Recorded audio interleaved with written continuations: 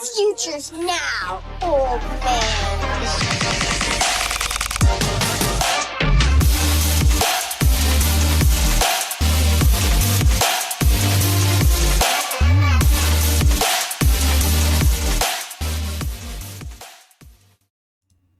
What it do? I lost my shoe. This is the Future First podcast where we help you win today with the Future First mindset. I'm your co-host J Mac here with my co-host Jose. What's going on tonight, man?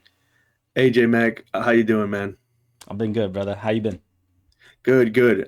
Yeah, so I wanted to hop on here. One of the first things I was just browsing, the internet. And have you heard these crazy conspiracy theories around Bucky Irving? So, there were some pictures that got released. He's like in some sort of shoulder immobilizing harness. It's not a sling, but and we don't know when the pictures are from exactly, right? He's only missed what, like 3 games now. Hmm. He hasn't been put on IR, but there was also talk of the reporters. They said they haven't seen him at practice. Like he's not even there in shorts and like a t-shirt for like 3 weeks. Like I don't know. The conspiracy theorists online are saying, maybe he's gonna miss the rest of the season. Like there he needs some sort of surgery. That there's a deeper, a lot more going on with Bucky than we're being led to know about. No, man. This isn't one of those things where like Bucky Irving died 3 weeks ago type of thing, right? I mean, what are we doing over here, bro? No, yeah, I don't know. It's pretty interesting because it's like it was like, oh, he has this injury, and then all of a sudden, right, like when he first got injured, it was like, oh, but he also had this and this that he didn't tell the team about, which was the shoulder injury. So I don't know. I Oh, find it pretty interesting that he's not even at practice, right? Like if he was getting ready to come back soon, I feel like he would be with the team during the practices. That was a reporter for the Bucks that like someone asked him like, hey, is it normal that he hasn't been to practice in several weeks? And he was like, no, this is very weird. So I don't know. This is Twitter, huh. Instagram doctors talking about, giving their opinion about what could be going on with his shoulder. But I do think it's really kind of weird that like we haven't gotten really any information. They've just kind of been like, yeah, he's injured. And every week it's like, okay, he didn't practice and now he's out. Yeah. It, It's it like, feels like too like it's like early in the week. Like every week it's like on like Tuesday or like Wednesday they're like Bucky Irving's out this week and it's like, "Oh, okay." All right, so he's not any closer. I don't know, man. I just thought it was like this is what it is. But why wouldn't they put him on IR then if that's what it is? yeah, it's one of those weird things, but it's like, who's that other player that I was just like, oh, this is like their fourth week miss and they didn't go on IR. Oh Lord, I cannot It remember it wasn't whatsoever. But there, Hampton? no, Hampton's been on IR, but yeah, he's another one that's like, oof, like, this bit is pretty spooky when he might come back. But no, it was a player that's now going to miss 4 weeks, but they didn't put him on IR for whatever reason. But anyways, yeah, I don't know. It's probably all just weird, Yeah, man.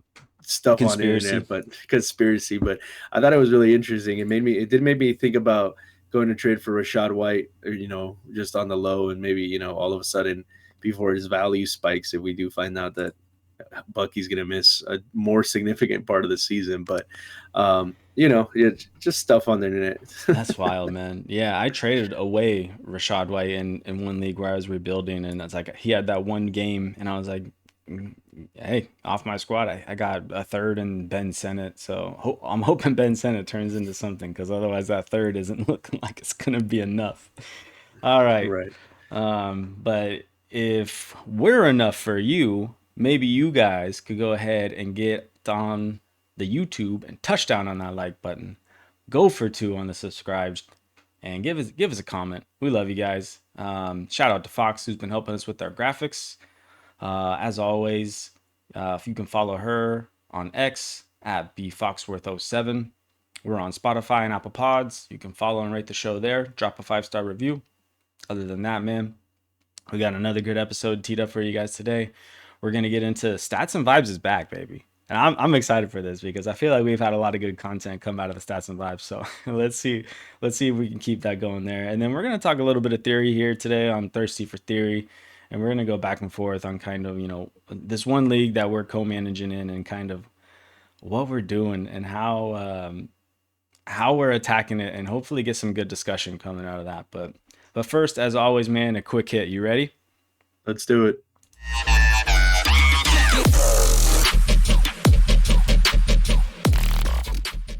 All right. On today's quick hit, we had Jose's buddy send us a question here. It sounds like it might be a little like start sit decision. Is there anything you want to preface it before we go ahead and roll it? No, man, shout out just to Joey. I mean, our first ever voicemail mailbag type of start sit question. So thank you. If any of you guys, you know us on Discord, Twitter, whatever, send us questions. We'd love to answer your start sit questions or anything else you got questions about. Yeah, trades, builds, whatever, man. This would be a good way for us to kind of get you all involved. All right, let's roll this his question here. All right, fantasy guru. Question of the day. Jordan Mason. Little Aaron Jones coming back. Got We didn't start Ramondre. him. Don't want to start Ramondre against them Browns, even though he's towing it. Could go Mason, sit Ramondre.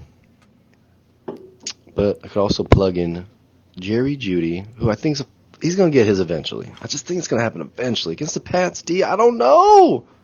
But, or Golden. Golden for the Packers. So, yeah. Still might plug Mason. I don't know, man. Tough decision. Holla at me, Guru. All right, Guru, go ahead. Let us know your thoughts on this. I'll jump in after. I mean, hopefully you didn't start Mason. I feel like we probably would have told you to start Mason, so now we can look a lot smarter. Wait. Here we go. There he is.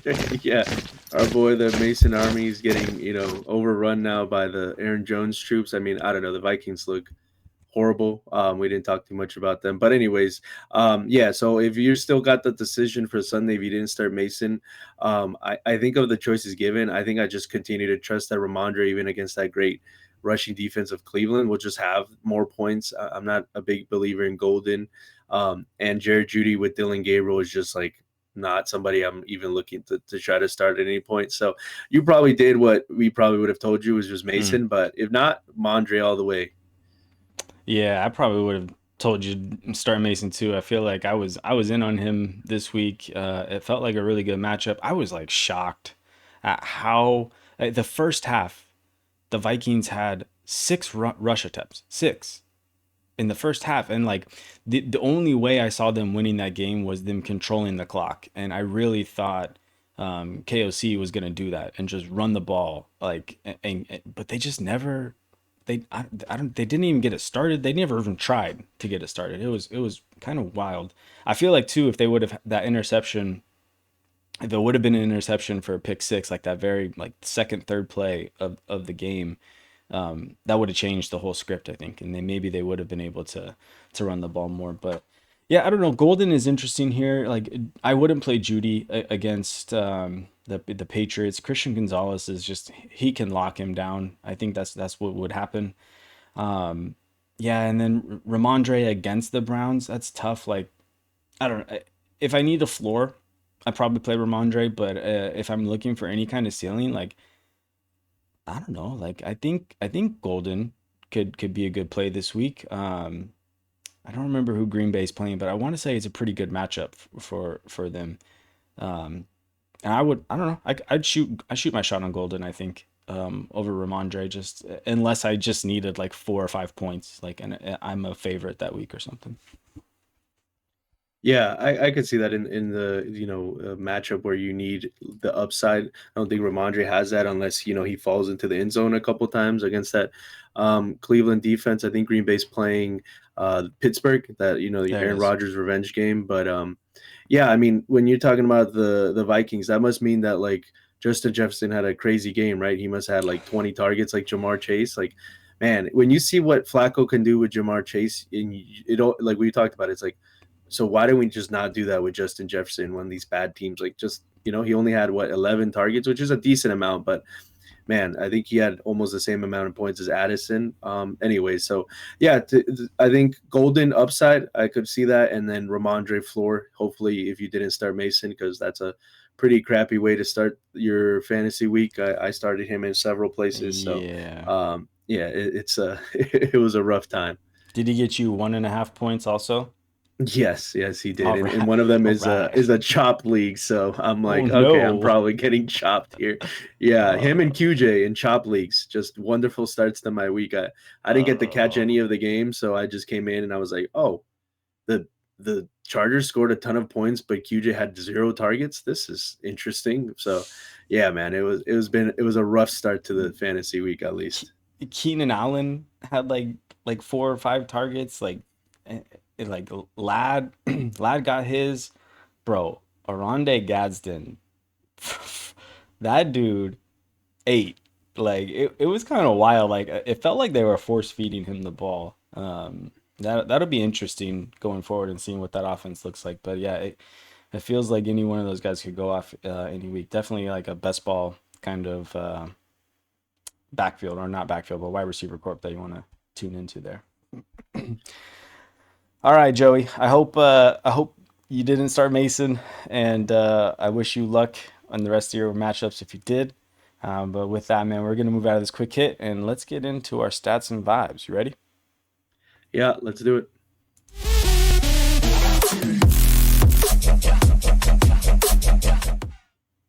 All right, stats and vibes this week.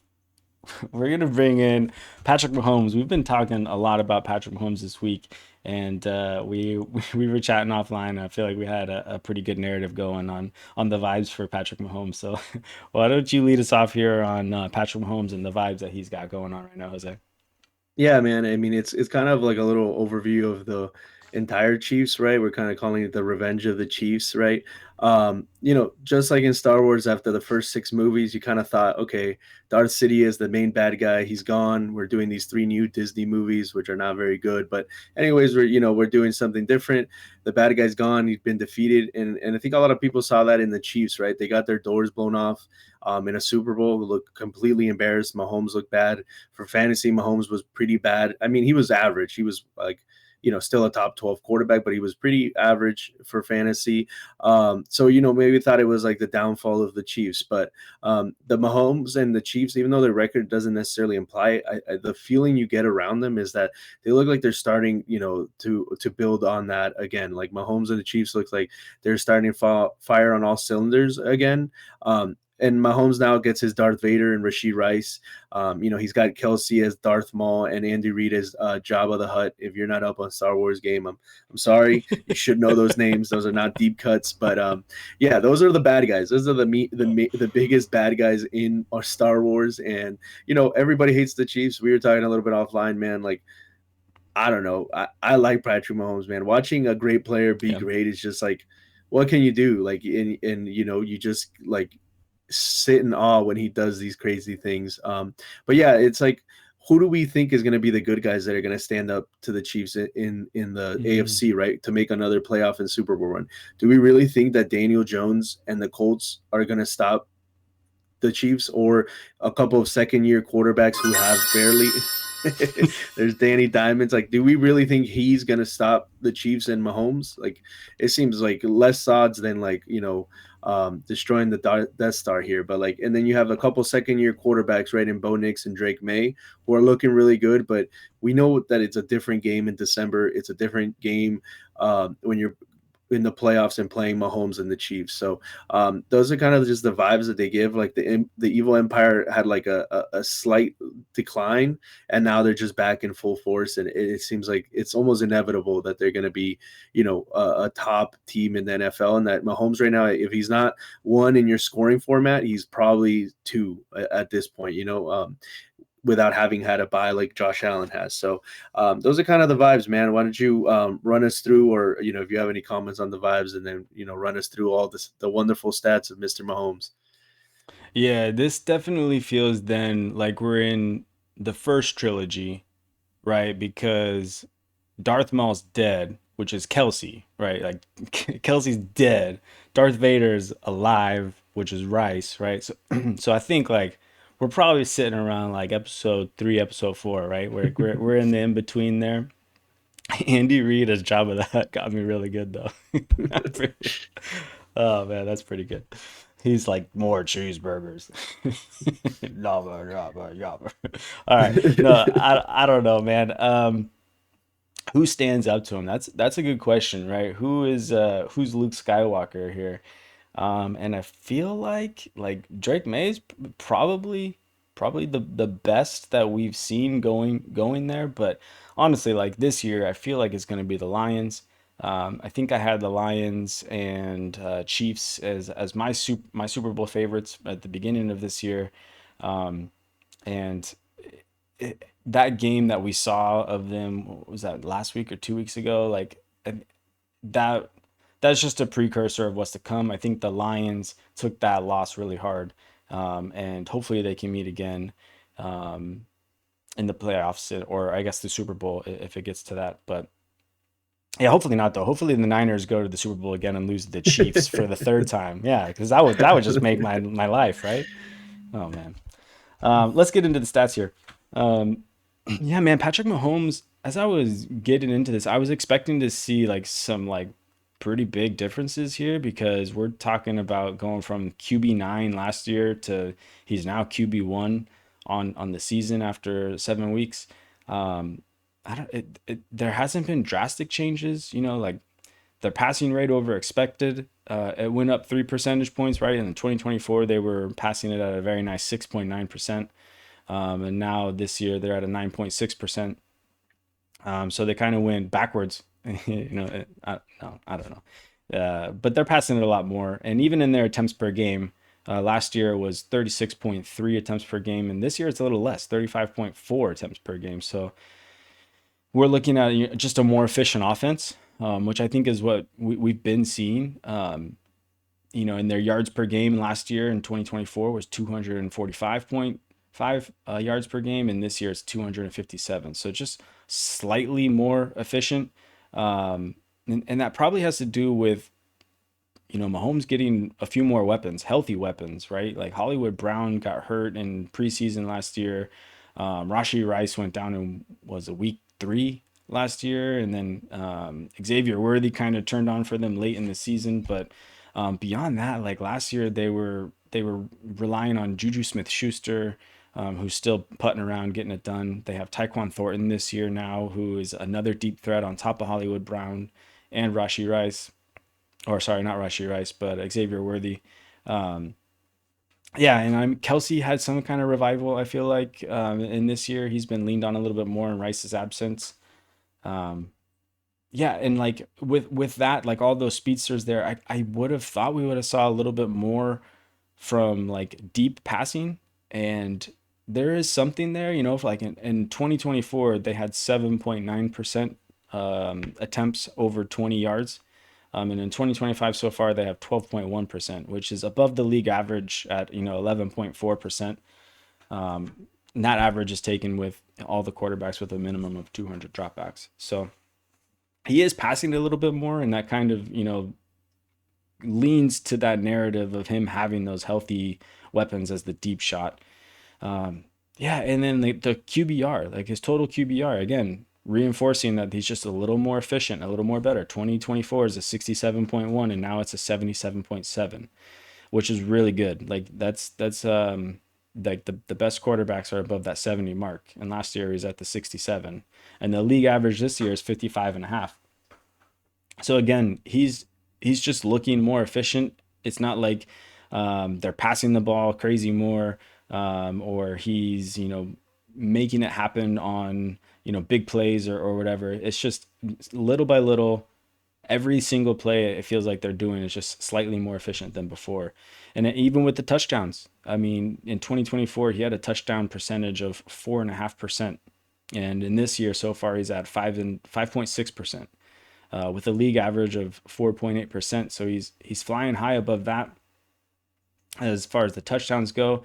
And last year he had 581 attempts for just under 4,000 yards and 26 touchdowns. This year he's on pace for 600 attempts, just over 4,000 yards, and 34 touchdowns. So 8 touchdowns will make a big difference right there. And I feel like that's probably what we're seeing. And one thing that we haven't mentioned yet, the biggest part of it, is the rushing. He's really been taking a lot on himself, which is honestly like that's always been part of his game.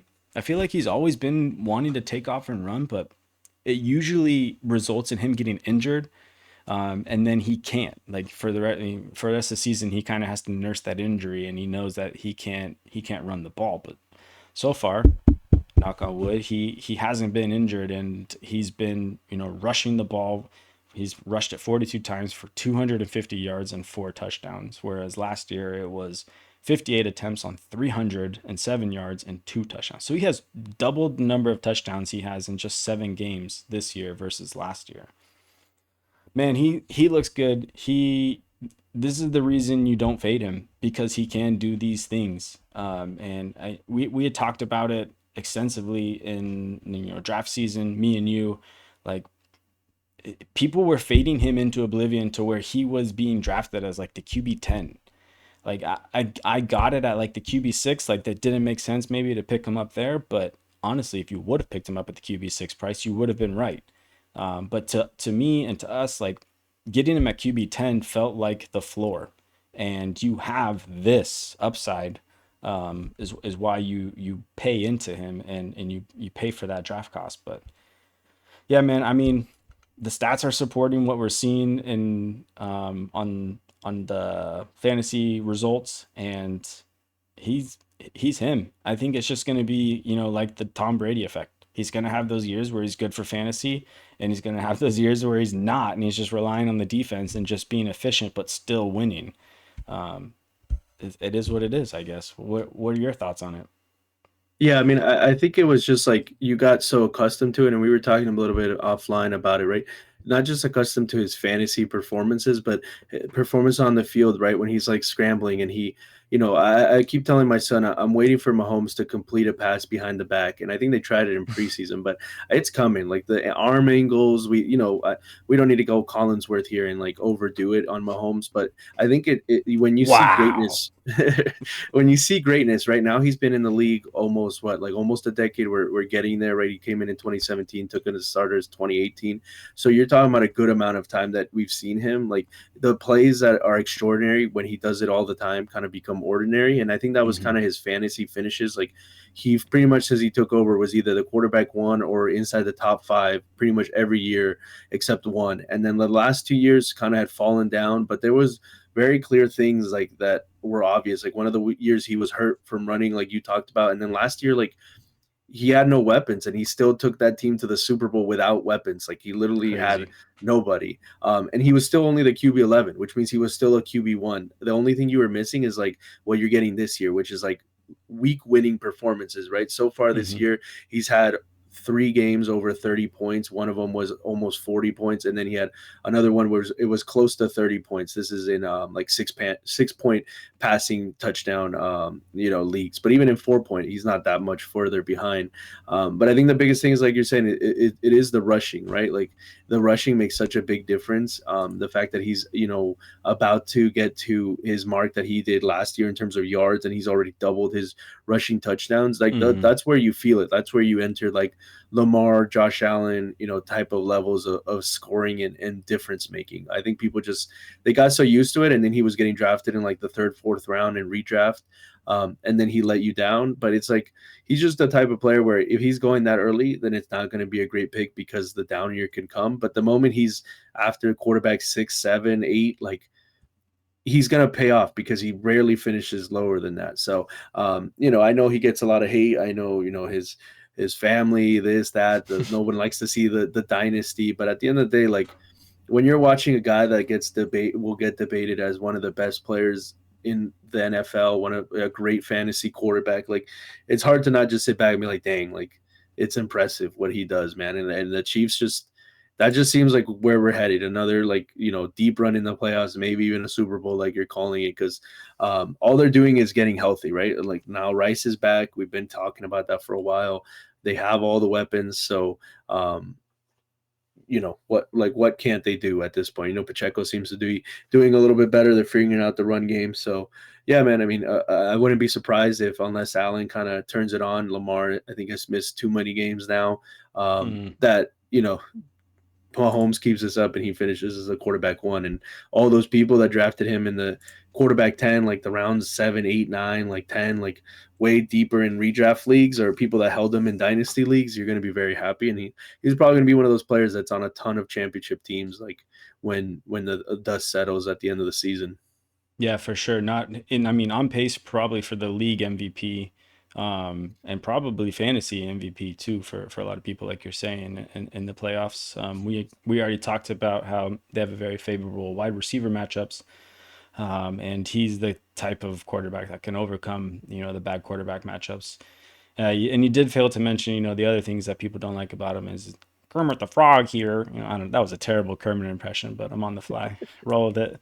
Yeah, man. Like the touchdowns are what's really doing it. I feel like too. Like we're underselling that a little bit. He's passing for 2 touchdowns a game, and then rushing for a touchdown every other game. So I mean, you're getting in 6 point passing leagues. That's like 15 points per game on just touchdowns, which is like that's the base right there. And then you have, all the passing yards on top of that. Like we're talking about 250 passing yards a game.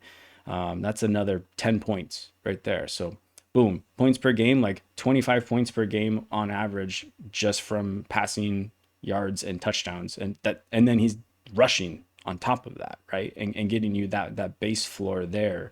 So it makes sense why he is where he's at, and it'll be awesome to see if he can keep it up and keep going. I mean, we have a lot of teams. I think both the teams we co-manage together, we have Patrick Mahomes on them, so it'll be nice to kind of see him go off here. But yeah, the Star Wars, man, that's good stuff. I mean, it just feels like that, right? Like it's just that nobody wants to root for them. Like they're the bad guys.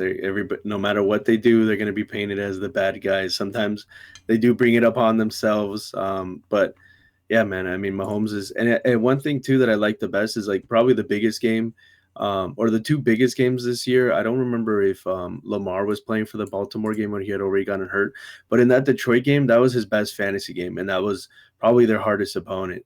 They still have to play Buffalo, they have to play Denver, they get Dallas. So it seems like he's back to kind of performing at the highest level in those biggest moments. And yeah, man, if you have Mahomes, if I think whoever has Mahomes is probably pretty happy. So it's probably a person that's hard to trade for. Like I don't think there's too much actionable here, but I think it was, we just wanted to call it out because this was not somebody that people were talking about quarterback league winning potential at the beginning of the season, right? Like you said, people had kind of faded him into, you know, quarterback 10, 11 range, and that just seemed completely ridiculous for who Patrick Mahomes is, the NFL player. Yeah, it is. It was wild. I couldn't wrap my head around why it was happening. Um, I'm curious. Like I've heard theories about Jar Jar Binks being a Sith here, so like that's got to be like the goofy guy on the team, right? And like That's Juju for 100%. I Like, was just gonna if we're say gonna say a goofy, yeah, Juju is definitely Jar Jar. I mean, he's got the initials there too. Like, Juju yeah, Binks. yeah. I mean, yeah, like a Pacheco could be. I don't even know. He could be like one of the bounty hunters, or like one of those guys. The way he kind of runs and does things, like, yeah, we could extrapolate. There's enough characters, enough people. Like, we could do the whole Star Wars universe if we wanted to. Juju Binks might be a thing, man. I might have to put a Oh graphic man. together for that one. All right, you want to get out of stats and vibes here and move into some theory talk? Yeah, let's hit it, man. All right.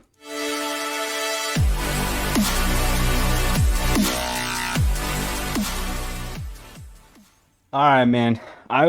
Wanted to bring up some stuff here on our league that we're in. We call it the Undies. It's the UNDS league, which I don't even know what it stands for, how it got to that, but Undies is how we so lovingly call it between us. Um, it's a league that we did a startup last year, and in the startup, people were pretty heavily fading running backs to the point where we were able to get, in our eyes, like 4 pretty top end running backs, and Brees Hall, Saquon Barkley, David Montgomery. We had Kenneth Walker at one point. Um, I think I'm forgetting someone else, but I want to say we had another running back on that team. And this is a super flex 12 team start 11. Um, And unfortunately, in building that, like we kind of had to, you know, pivot and fade wide receivers, and the ones that we did draft, we just didn't hit on. Ones like Brandon Ayuk and Tank Dell, like going think back to 2024, going into the season, what kind of hype those guys had, and we're we got into a spot last year where our team, it was just very inconsistent. We would have like these huge weeks where we'd put up the most points in the league, and then the next week we'd bottom out and we'd have the least points in the league that week. And it just led us to kind of like being on the border of the playoffs. We didn't end up making the playoffs, and at that point we didn't have our first. We had traded it in the startup to move and get Saquon, which I think was a net EV move for us because Saquon had the season he did last year.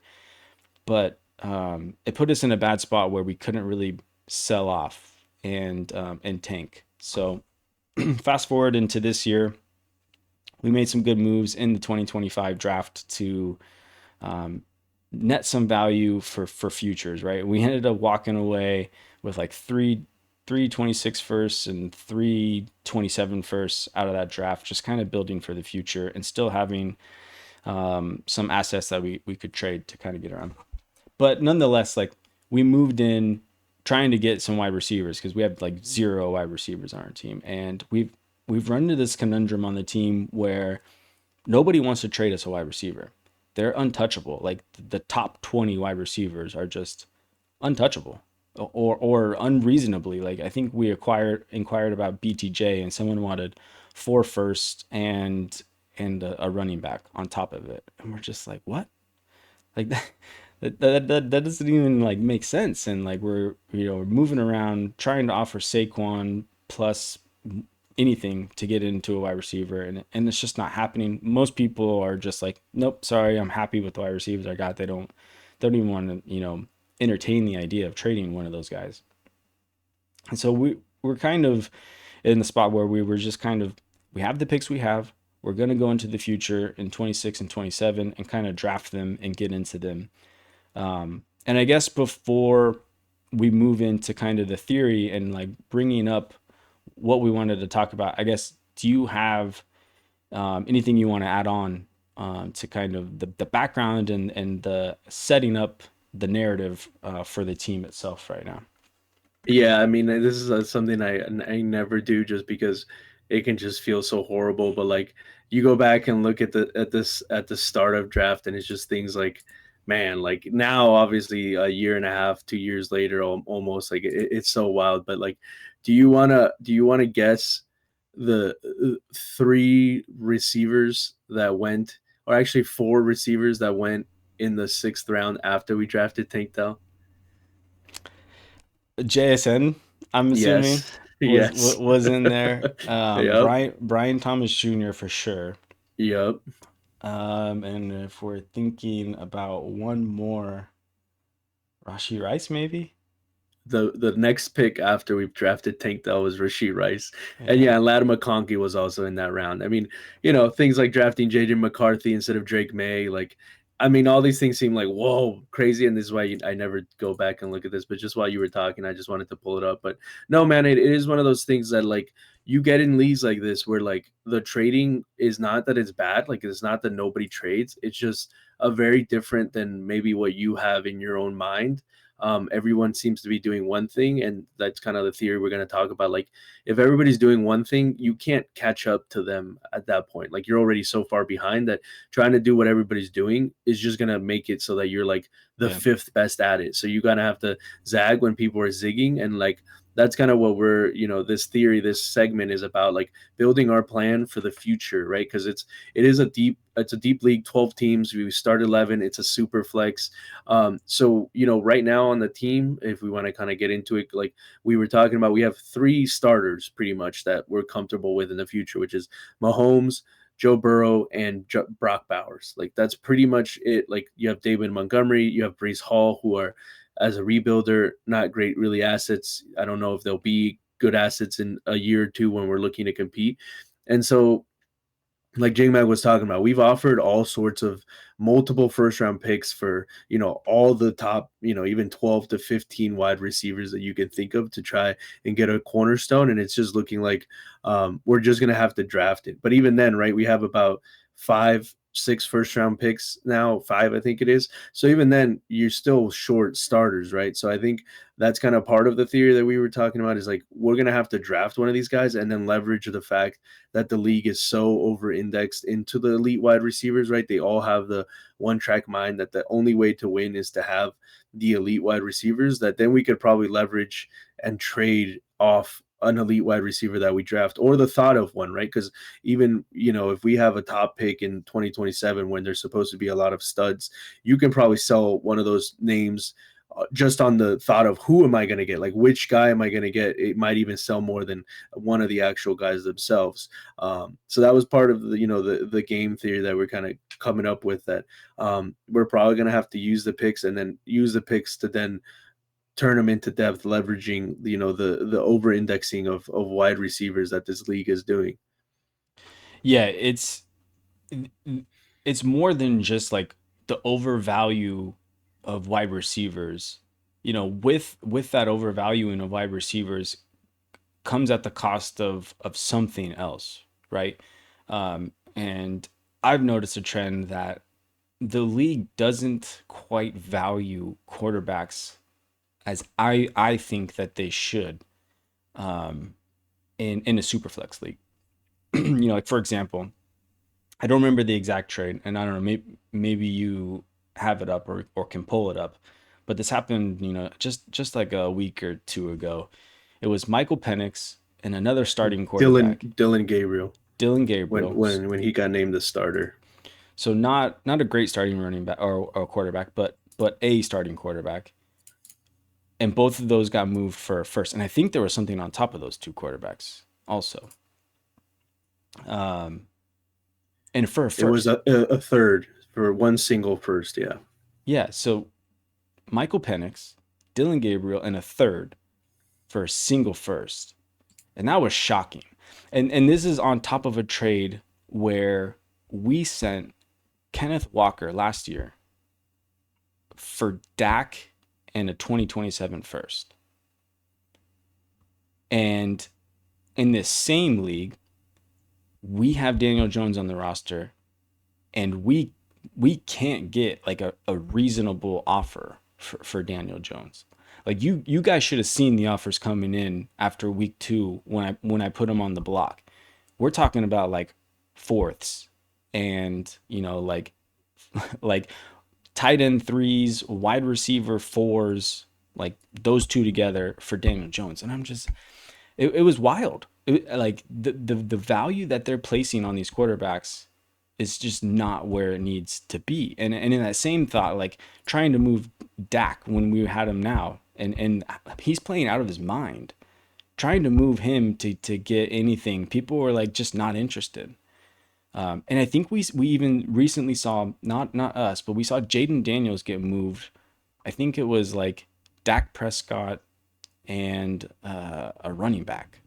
And then was there something else involved in that too? Like way under what Jaden Daniels would have been going for previous to the season. Do you have that trade up? Let me look for it. Give me one second. Okay.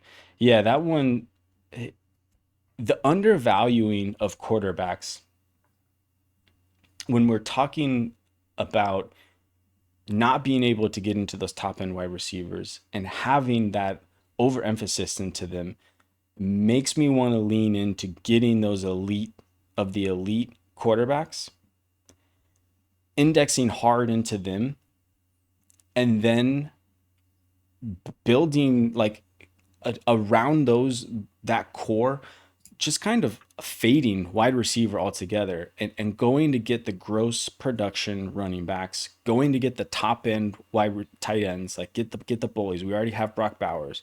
Maybe we can go get Tyler Warren, or we could go get Trey McBride, or both of them, right? In some way, try to get into both of those guys. And then we have Breece Hall. Maybe we can pick up, next season, we can pick up some other young running backs that we feel good about in some trades. and just fading wide receiver altogether. And the other thing I've noticed too is like the wide receivers on waivers for how deep this league is. I want to say we're rostering like 34 players in a team. There's also 4 taxi spots, 2 IR spots. So we're talking like we're almost some teams are rostering almost 40 players. There's startable wide receivers on waivers. Like and they're not even being picked up. Like we're talking about like like Chris Moore or I'm pretty sure like the Giants wide receiver guys are out there. Like nobody wants these guys. They're just not getting onto a squad because these guys are valuing backup running backs, backup quarterbacks, because they're building in that kind of mindset of I'm going to lean on these wide receivers, the hammers. I'm going to get these backup running backs for when chaos happens, and same with the quarterbacks. Like these wide receivers are just being neglected, and there's talent, there's production on the waiver wire. And so I brought this up to you, Jose, and I think there was a little bit of pushback on it initially because I don't think you are comfortable. I don't know. Maybe I'm putting words in your mouth. So feel free to kind of correct me here. But it's hard for you to you want to build the team the same way that everybody else is building the teams, right? That's how you like to build your teams, is with a strong wide receiver core. You have a good dynasty value with those guys generally, and you can kind of piece together the running backs late and kind of go in that. Is that fair to say, or is that? I think it just depends. Like I have definitely leagues where like I have a couple wide receivers and I'm way more indexed into running backs in terms of like dynasty. So it can be like a little bit ebb and flow, but like not to this extreme. Like it's so difficult to get any wide receiver. Like I definitely like to have at least like one anchor at the position just to feel good about one guy. The trade that you were talking about was Jaden Daniels for Dak Prescott, Bucky Irving, and a second, and that's with Bucky Irving having been hurt. Like this is only a couple weeks ago, so Bucky Irving has already been injured. So yeah, like way undervalued. I in Superflex, I'm of the mind that you don't really need like having 2 elite players is an advantage, but I feel like I don't ever really see that advantage always come to fruition the same way. And in terms of like the guys that are on the waiver wire, it's like there is some guys I just think like we should the way of what you're talking about, and you kind of brought it up, is like how much would it have taken to like take shots on like Javonte Williams, DeAndre Swift, and whoever else, Rico Dowdle maybe, or one of these guys. I feel like those are also kind of the edges that we could be playing, because the running backs, the elite running backs like Barkley and some of the guys we had were already kind of pushed down. I feel like those guys are even more pushed down, and it's like, yeah, I mean, I don't care as long as we have like okay wide receivers. Like if all our flexes are running backs and we're starting like 4 or 5 running backs, or 4 running backs and 2 elite tight ends, like at the end of the day, if those are the pieces that are you're able to acquire in this league easier, then I'm all for it. Like yeah, I think at one point when we were trying to make trades for wide receivers, I was a bit stuck more in that mindset. But like after trying, and this is like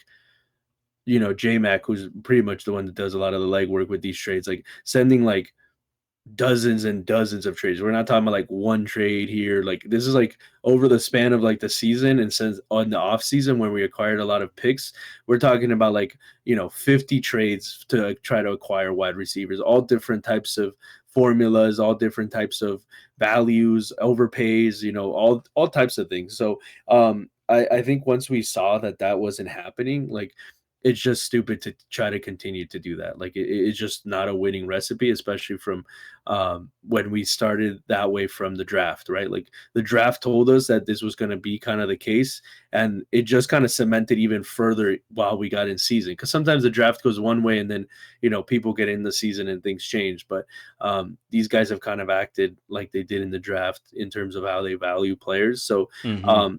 I think there's definitely edges to mine on how they view, like you said, like if you're overvaluing something, you're devaluing something else. So I think in this situation, it is one where like if we were to able to get a tier up from Mahomes or Joe Burrow into a another more one maybe one a more elite rushing quarterback like a Daniels or like a Lamar for the future, then you'd probably be looking at the best quarterback room by a large difference. And it's like they can make up the points, right? Like if you're getting anywhere from 50 to 60 plus points from your two quarterback spots while everybody else is maybe getting in the 40s, then you can make up the difference of your wide receivers like you're talking about. Like I definitely don't want to be starting Marvin Mims, Luke McCaffrey, and Ryan Flournoy in the future, like that level of bad.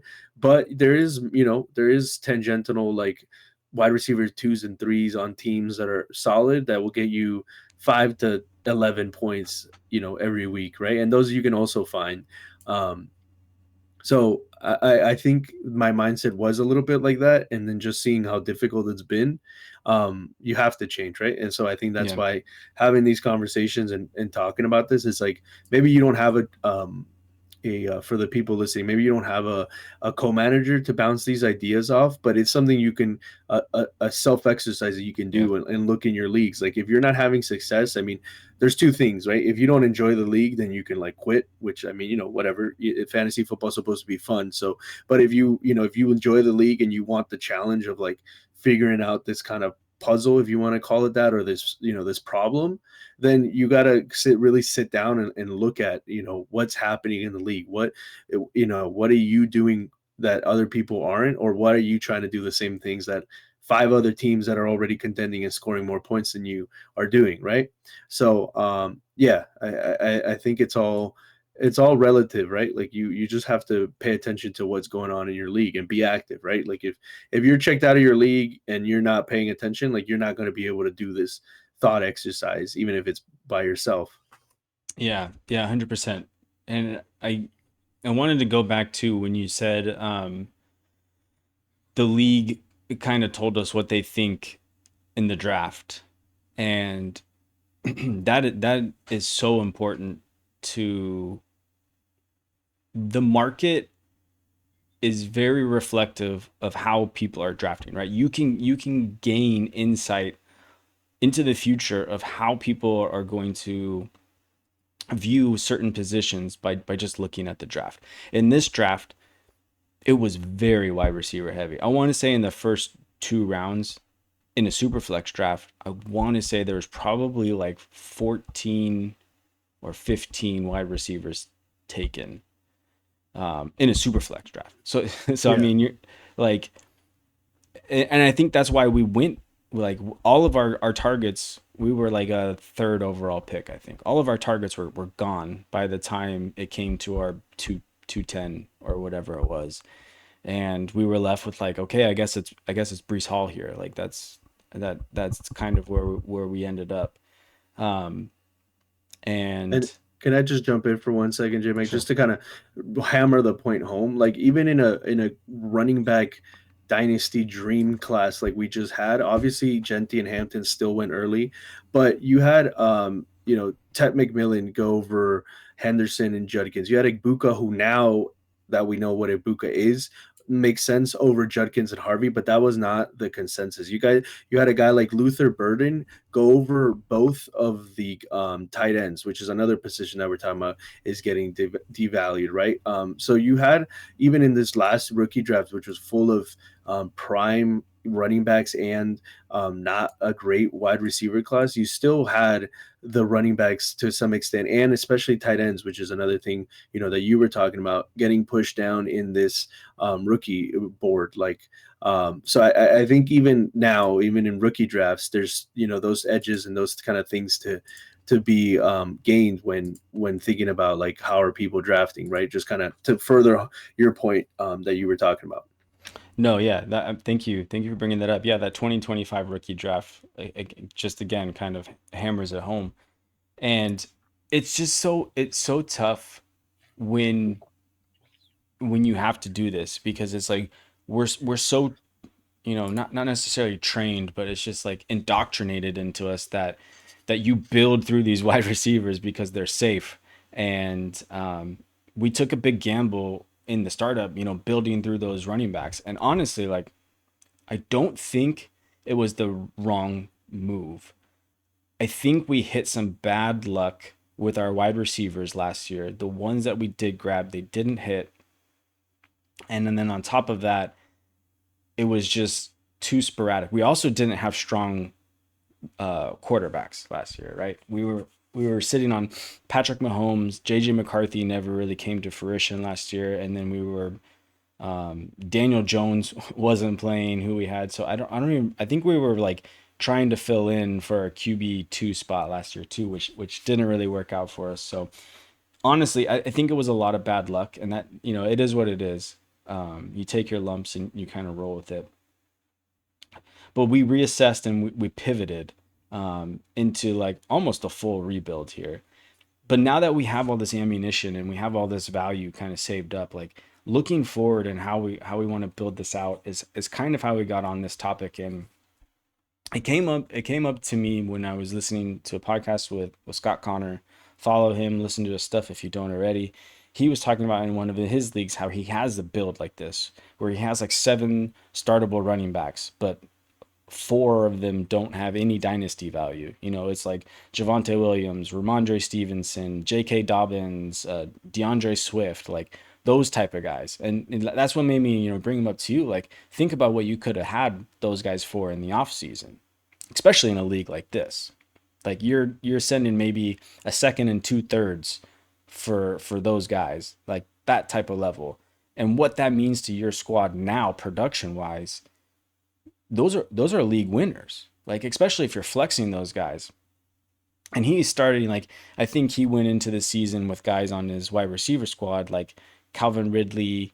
He had who was another guy that just didn't perform. I don't remember exactly who they were, but they were guys that coming into the season, these guys are going to get me through the season, but then stunk, and then were injured. Oh, another one was Darnell Mooney was another one that he had on his team. So, and then he built hard into the tight end. His was a 2 tight end premium league. But indexing in that way is just kind of, it makes your team different enough where you can compete, but it also kind of dodges these struggles that you run into of, trying to chase those wide receivers. It's like, if it's not there, don't force it. Like, find your path around it. Like, if there's a rock in the middle of your journey, like you don't have to, that what I'm imagining is you're stuck in a ravine, a rock is dropped in the path. Like, you have options, right? Like, you can take your chisel out and you can just, like, little by little try to get that rock out of your way, 1 crumb at a time.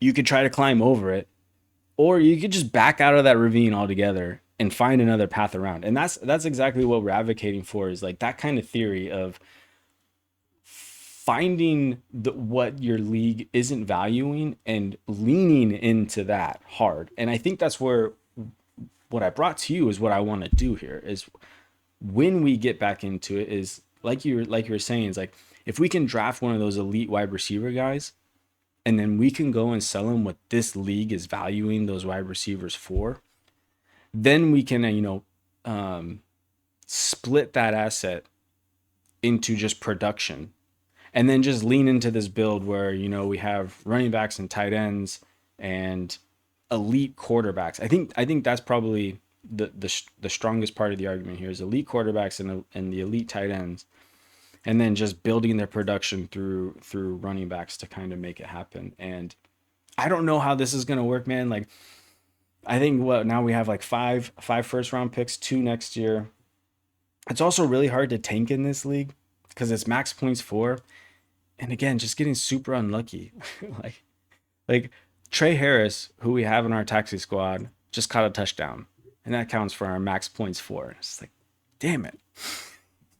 Yeah, no, I completely agree. I think on that, and that's part of the thing. And I think it's, you said indoctrinated, and I think that's kind of right. But part of it is too, is it's just it's not as safe, right? Like, we all know that one day you're Brees Hall, you're looking like a top 5 dynasty running back, and then you're not because you play on the Jets, right? Like Garrett Wilson has been able to maintain his value and still be productive on the same team, right?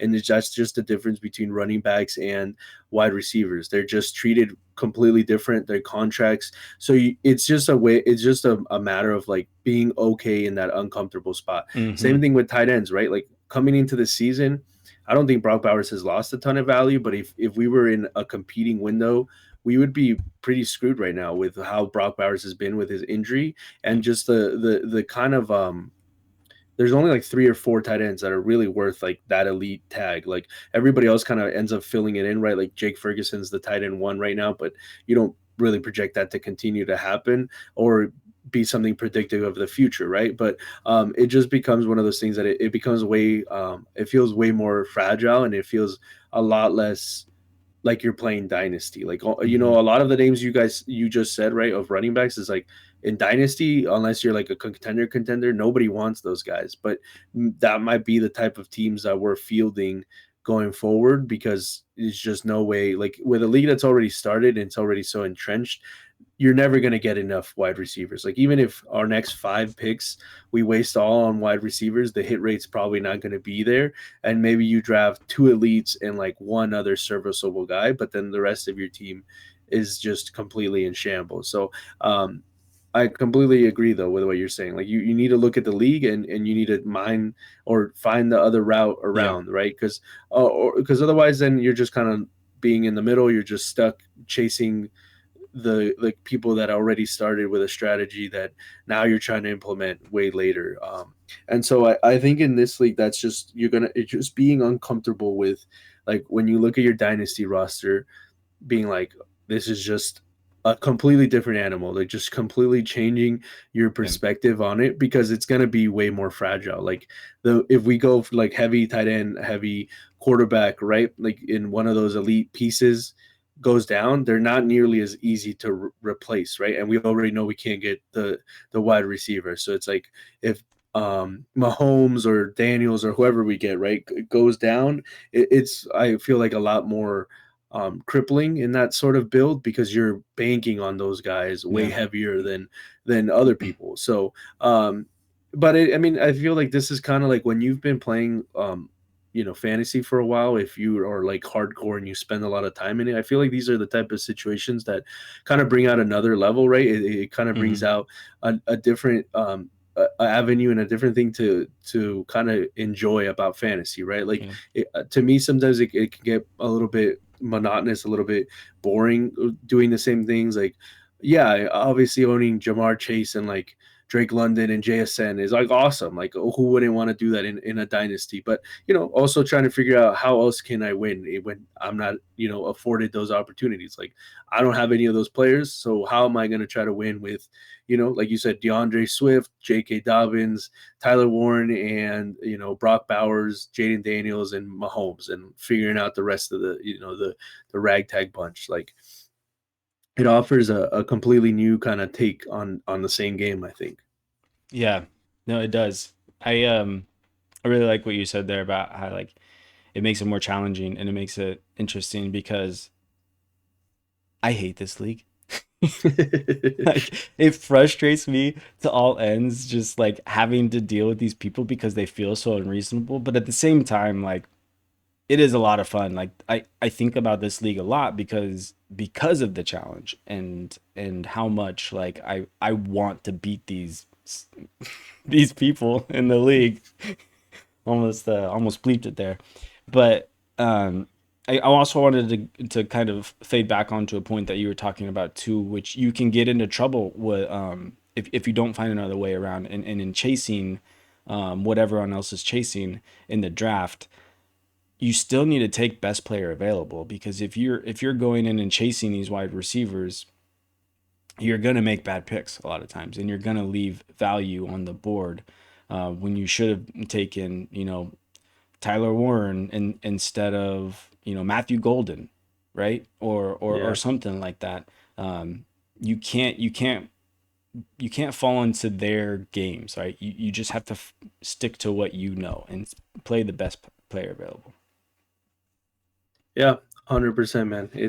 It's definitely a real head scratcher. I've never really played in a league. The closest I've gotten is like a league that just is a super flex league, but just completely devalues quarterbacks. So you're stuck like sure you can have the Wild. positional advantage, but then you can't like trade when you have a surplus and it's like okay, but you can only still start two quarterbacks. So if like your quarterback room is really good, now you're just wasting points, right? Like if you have an Mm. extra quarterback scoring 20 plus points on your bench and nobody wants to trade him for value, like what do you do? Like you get stuck. So it's definitely a big head scratcher and like a tough thing to do. But sometimes getting challenges it can be fun, like I mean as long as it doesn't build to frustration and you hate like the league because then Too late. then it's not fun. Too late.